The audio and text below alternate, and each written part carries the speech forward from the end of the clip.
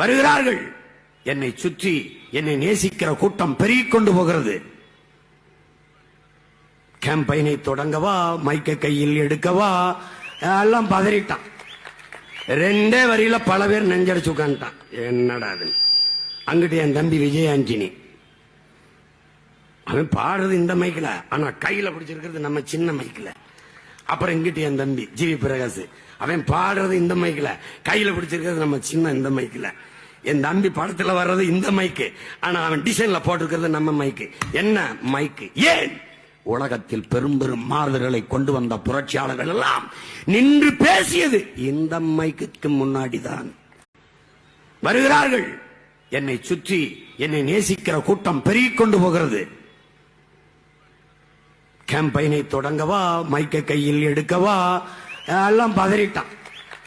2 வரியில பல பேர் நெஞ்ச